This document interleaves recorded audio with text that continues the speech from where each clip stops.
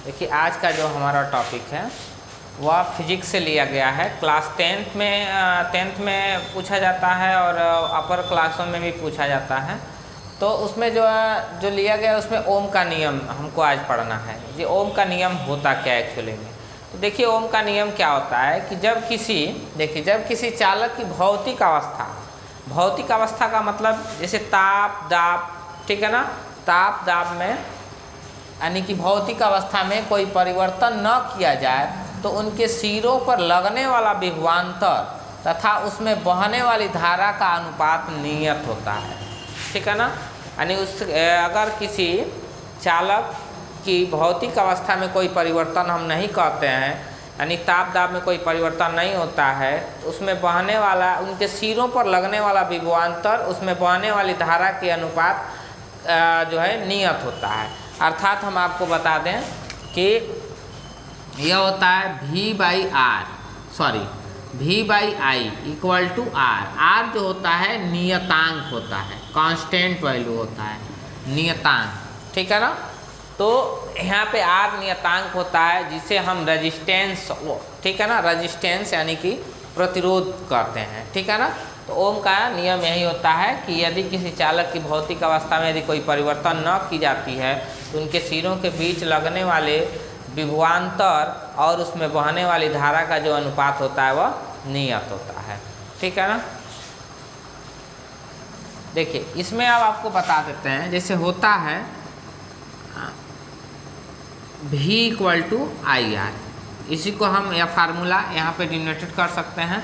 देखिए यहाँ V जो होता है वह विभवांतर होता है, विभवांतर, I जो होता है वह धारा होता है और R जो होता है वह जो है प्रतिरोध होता है, ठीक है ना। यह इनके जो सिंबल है इनको दर्शाया जाता है।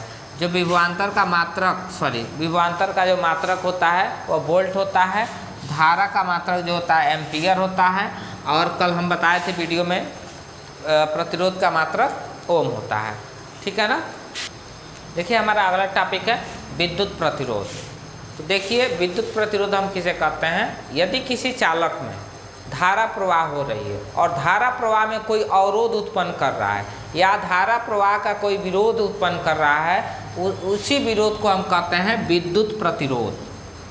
तो इसका जो डिफिनेशन होता है यह होता है कि किसी चालक का वह गुण जिसके कारण विद्युत धारा के प्रवाह में क्या हो, विरोध हो, उसे हम विद्युत प्रतिरोध के नाम से जानते हैं, ठीक है ना। इसके लिए भी यही फार्मूला होता है R equal to V by R, यही सेम होता है। R एक जो है कि क्या होता है, प्रतिरोध होता है, जिसका उसका मात्रक जो होता है क्या होता है कि ओम होता है, ठीक है ना। देखिए अब जो हमारा टॉपिक है वह विद्युत धारा है। देखिए किसी भी ऑब्जेक्ट, किसी भी वस्तु में विद्युत धारा का प्रवाह कैसे होता है। तो आइए पहले जान लेते हैं कि विद्युत धारा का प्रवाह किन कारणों से होता है। जैसे हम जानते हैं कि किसी में विद्युत धारा का प्रवाह होता है, जैसे सूखी लकड़ी में विद्युत धारा का प्रवाह नहीं होता है, लौह पदार्थों में विद्युत धारा का प्रवाह होता है। तो इसका जो मूल जो टॉपिक है वह जान लेते हैं कि विद्युत धारा का प्रवाह किन कारणों से होता है। देखिए विद्युत धारा का जो प्रवाह होता है वह मुक्त इलेक्ट्रॉनों के कारण होता है, यानी कि जो ऑब्जेक्ट होता है, जो वस्तु होता है, जो उसमें फ्री इलेक्ट्रॉन होते हैं, उन्हीं के कारण जो है कि विद्युत धारा का प्रवाह होता है, ठीक है ना। तो कैसे प्रवाह होता है हम आपको समझा देते हैं। देखिए यह एक जो है कि कोई चालक तार लिया गया है। चालक तार जैसे तांबे का हो सकता है, चांदी का हो सकता है या कोई लौह पदार्थ हो सकता है। तो जिसमें मुक्त इलेक्ट्रॉनों की जो संख्या है, देखिए यह जो दिखाई आपको दे रहे हैं, यह एक डायरेक्शन आपको यहाँ दे दिया गया है। सपोज करिए कि यहाँ एक कोई चालक तार ले लिया गया हो और इसमें जो है अटरंडम इनके जो फ्री इलेक्ट्रॉन होते हैं इधर उधर जो है कि टर्निंग करते रहते हैं, घूमते रहते हैं, ठीक है ना, टर्निंग करते रहते हैं, घूमते रहते हैं। अब इसको क्या किया जाता है कि इनके दोनों सिरों को किसी विभवांतर से जोड़ दिया जाता है, किसी भी चालक किसी विभवांतर से जोड़ दिया जाता है। तो जोड़ते हैं तो यह एक डायरेक्शन प्राप्त कर लेते हैं, एक दिशा बना लेते हैं और यह किसी एक दिशा में भागने लगते हैं, एक दिशा की तरफ जाने लगते हैं। तो जिस दिशा की तरफ जाते हैं, इस चित्र में देखिए, जिस दिशा की तरफ जाते हैं उसे कहते हैं मुक्त इलेक्ट्रॉन प्रवाह की दिशा।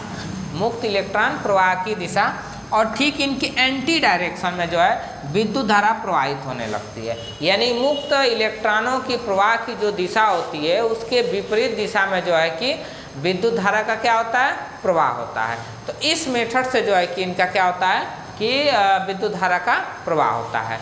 उसके बाद जो है आइए हम इसका डिफिनीशन बताते हैं आपको, विद्युत धारा कहते किसे हैं। तो विद्युत धारा क्या होता है कि चालक के अंदर नियमित दिशा में होने वाले इलेक्ट्रॉन की प्रवाह, चालक के अंदर नियमित दिशा में होने वाले चालक के प्रवाह को ही विद्युत धारा कहते हैं। चालक के प्रवाह को ही विद्युत धारा कहते हैं। यही जो होता है विद्युत धारा का डिफिनीशन होता है, ठीक है ना। अब देखिए विद्युत धारा को जो है हम I से डिनोटेड करते हैं, स्मॉल I से जो है कि प्रदर्शित करते हैं। और I इक्वल टू होता है, देखिए I इक्वल टू होता है Q/T। देखिए I इक्वल टू होता है हमारा Q/T। अब Q/T जो होता है, जिसमें Q जो है आवेश होता है, Q जो है आवेश होता है, Q इक्वल टू आवेश, और T इक्वल टू होता है समय। और उसके बाद I क्या होता है, हम जानते ही हैं कि अभी बताए हैं कि यह विद्युत धारा होता है, विद्युत धारा होता है। तो यानी कि विद्युत धारा बराबर होता है आवेश अपान समय। विद्युत धारा बराबर होता है हमारा आवेश अपान समय। यही जो है कि विद्युत धारा होता है इसमें। अब जो है यह हमारा जो टॉपिक था, अब इसका नेक्स्ट जो इसी चैप्टर का जो टॉपिक है आपको नेक्स्ट वीडियो में जो है कि बता दिए जाएंगे।